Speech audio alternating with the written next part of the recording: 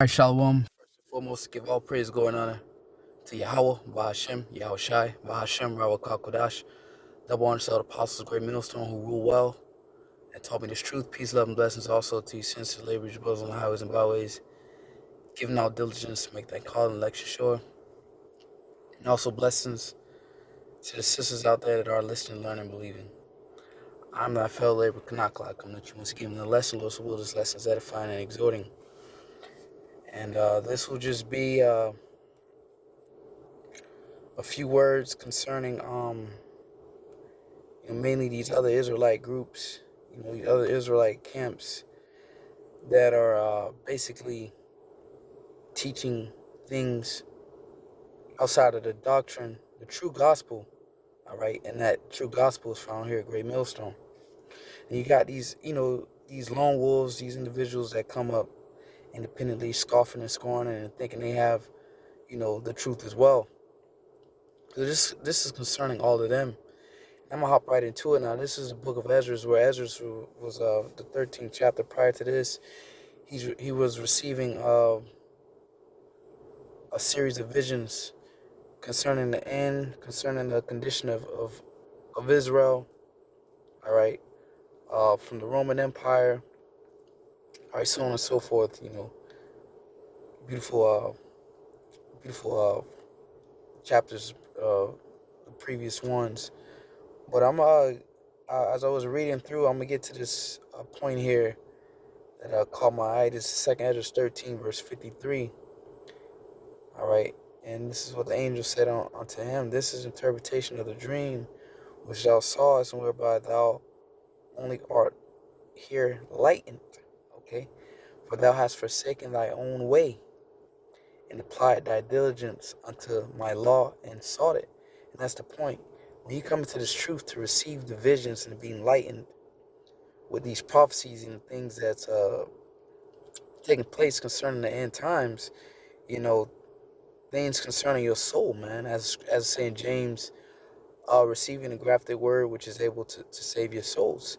One of the main, the key prophecies that people are teaching contrary to, and this is majority of everybody, all right? You got a few sects of Israelites, teaching that the MOTB is the Charagma, Revelation 13 and 16. But for the most part, most of these camps are saying it's something other than what it actually is. Okay? So it says, I'm going to continue reading on. It says, for thou hast forsaken thy own way. Now, you got to understand that as Elder Tahar, and I quote him, people, he say people always talk about the seven. Well, some of them are deceased, and then the ones that are here are, as he like to quote, are in limp mode or are teaching something otherwise. So, through the Spirit, the elders of Great Millstone, starting from Elder Apostle Tahar on down, all right, they're the ones in charge of the gospel. The Spirit is set on them, and those with spiritual eyes can observe that. So I got one precept I'm going to get into real fast. Bear with me. St. John 4 and 38, it says, I sent you to reap that wherein ye bestowed no labor. Other men labor, and ye are entered into their labors. So the point being that the elders been holding this thing down, man, been teaching this thing for decades, okay, and they learn from their elders. So they are the ones that possess the knowledge, all right. They were the last ones to possess that skill of this truth. It's been taught unto them. So their elders, all right, are passed away. Okay, so I sent you to reap wherein you bestowed no labor. So this has already started. The elders already put the doctrine out there. We just got to learn it and teach it. They already laid the groundwork. So, I sent you to reap. So we're reaping basically what they sowed. The knowledge, they went through all the knowledge, the digging, went through the scriptures, broke the scriptures down. Okay, we didn't have to labor to get those things, to get all those breakdowns. They revealed them unto us. Of course, we studied and learned learned it for ourselves, but we didn't figure none of this stuff out. They had already done those things. So basically, I send you to reap wherein ye bestow no labor. Other men labor, which they labored. That's why we say double honor to elders a great millstone to rule well, because they the ones that taught this truth. All right, it came from New York. It says, and ye are entered into their labors. So we have entered into their labors. Okay? So with that being said, I'm going to read this first of verse 54. It says, for thou hast forsaken thy own way and applied thy diligence unto my law and sought it. So you got a lot of people that come into this truth and they want to, the ground has already been laid out. There's no new revelations going to come out. All right. People want to come with some new breakdowns and want to try to come up another way, which that's you not forsaking your own way, which is why you can't see certain prophecies, why you can't understand reincarnation, why you can't get the full 100% truth, because you have not forsaken your way. Therefore, the Lord has not lightened you, man. Okay? You have not forsaken your own way. And two, a lot of people like to come into this truth and still be halfway in the world. No, you got to forsake your own way. You got to forsake your own heart. And as the scriptures say, David was a man after the Lord's heart. That's what you got to do. As I say in Proverbs, the 3rd chapter, lean not unto thy own understanding. Okay?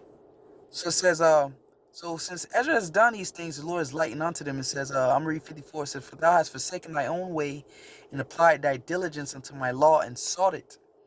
Thy life has ordered in wisdom, which goes to show you too, and Paul reiterated that in the New Testament, right, to the different churches. Do we make void the law through faith? God forbid. So, we have to follow the law to the best of our ability. That's another way the Lord is going to lighten you, all right, by being obedient. It says, thy life has thou ordered in wisdom. So we have ordered our life in wisdom, okay? It says, and has called understanding thy mother. So you love wisdom, man. You indulge yourself in the wisdom and knowledge of Yahweh Shemi Shai through the men that he has set up. Okay, it says, and therefore have I showed thee the treasures of the highest. Okay, so you people like to come up some other way and become an overnight elder and come up on a level within 3 to 4 or 5 years. Okay, that's not the way. It says, and therefore I've showed thee the treasures of the highest. That's why you don't have 100% truth. That's why we here at Great Millstone, we can say we have 100% truth. Okay, it says, and after other 3 days, I will speak other things unto thee. All right, so you're going to speak more unto him because you came the right way. Okay, and we all can apply this to ourselves in these times, because through our elders, we have the understanding of the whole book. Okay, now granted, some men were given different talents, certain knowledge. Some men have more knowledge than others, but as a whole, we being within the body, okay, we have the full understanding. It says, and declare unto thee the mighty Slake. And therefore have I showed thee the treasures of the highest. After other 3 days I will speak other things unto thee, and declare unto thee the mighty and wondrous things. So the mighty and wondrous things have been declared unto us, man. It says, then went I forth into the field, giving praise and thanks greatly unto the Most High, because of his wonders which he did in time. And Elder Rumlop, I think he just did a lesson. I forgot, was it the day or the day before yesterday? That code. The Lord is being intimate with us. Why? Because we've given our heart over unto him. We have forsaken our own way. We've given our heart unto the Lord. Therefore, okay, he's been intimate with us. He's revealing the secret parts, his secret parts. Okay. It says, verse 58, and because he governed the same in such things as fall in their seasons, and there I sat 3 days. Okay, so I want to get this real quick. Titus 1 verse 9. Let's get verse 10. Titus 1:10. It says, "For there are many unruly and vain talkers and deceivers, especially they of the circumcision." So those that are in his truth. Because the circumcision are those that know. All right, either to be circumcised in the heart or in the flesh as well. But, those that know they're Israelites. That's concerning the circumcision in these times.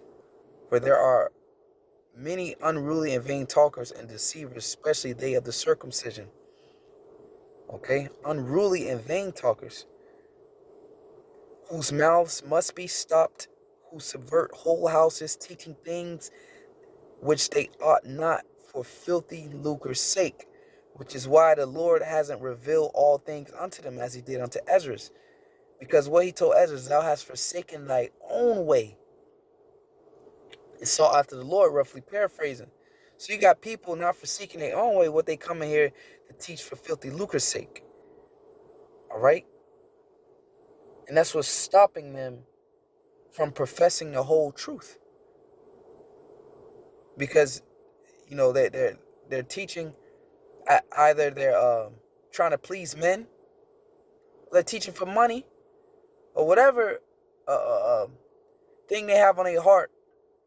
The Lord has not revealed himself unto them, man. He's not revealed his wonders, works, and his secrets unto them. Okay? So that's pretty much it. As the scriptures say, whose mouths must be stopped, because why? Ultimately they're teaching lies. So that's all I had through the spirit, man. Lord's willing, this is edifying. Us of the hopeful elect that's following the correct doctrine. This applied to us, man. But thou hast forsaken thy own way and applied thy diligence unto my law and sought it. Thou hast ordered in wisdom and hast called understanding thy mother. Okay? So that Lord's willing is edifying. Till next time, giving all praise, glory, and honor to Yahweh Shemi Shai, the one of the apostles, great millstone, who rule well, peace, love, and blessings also to you sincere laborers, you brothers on the highways and byways, giving all diligence to make that call and election sure. Shalom.